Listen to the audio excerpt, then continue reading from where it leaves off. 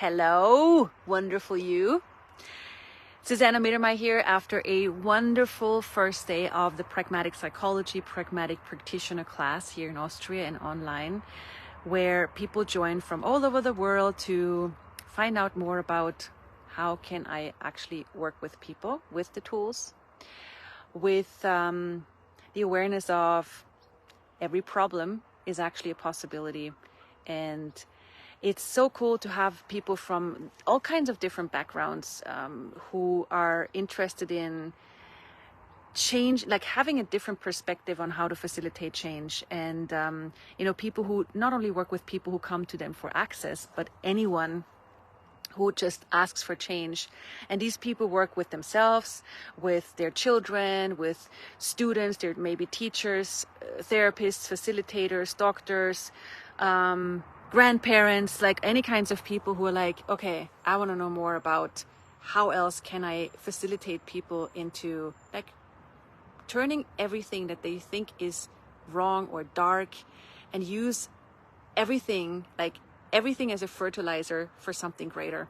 Truly pragmatic, and pragmatic is doing what works. And what we saw on day one, like one of the conversations we had, which is so up on the buffet right now, is a conversation of where we have learned to save the world and save people and trying to make people feel better, or where we have a point of view what other people should want.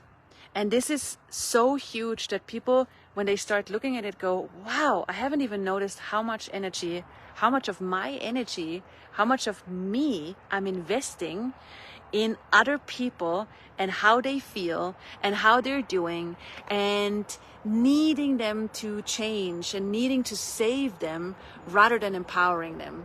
And what people on day one realized is like, even the way you walk, the way you talk, the way you use your energy, how much is that designed to make people feel better, to invest like all that time and all that energy to make sure that they are happy or that they are, changing, rather than being in question of, okay, what did they actually desire, which would be empowerment, which is about choice. And it's really incredible just to be aware of, how many times do you want something for people that they don't want for themselves? Whether it's your children or your husband, your partner, your clients, and how much it's like how self-deadening it is to give to someone something that you think they should have, which oftentimes also reflects in your financial reality. It's like if you're self-deadening, if you're giving people more than they're willing to have, then that is also something that oftentimes reflects in other areas of your life, with your body, with your finances, with everything else. So this need to save is something we all learned. I learned this in my education as a psychologist, as a therapist. I thought it was my job to, someone comes to my session and says, oh, I'm so depressed, I'm so anxious, I want help. And I didn't listen. I learned to only listen, I want help. And that triggered in me this, okay, I'm gonna unpack all my toolboxes and give you everything I have so you get help. No questions asked. Well, but that's the way I was educated. That's the way I learned this is my job, to make sure people are being helped, which is saving, not empowering.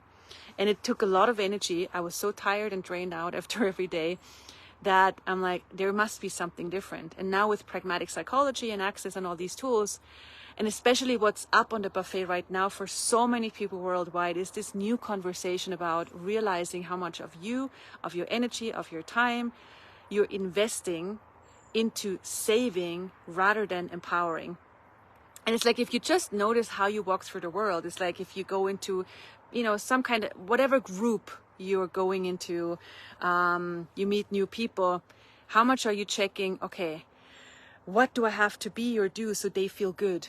So they're feeling, happy in my presence. So they are feeling, at ease with me. Or like, how are you presenting yourself? How are you using your energy? How are you walking and talking? So you make sure that they're having a good time. So they're happy.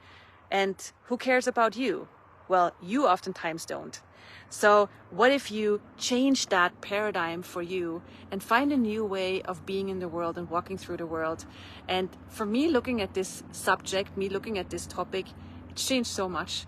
Like the level of ease being in the world and the way I can work with people now, holy moly, truly ease, joy, and glory.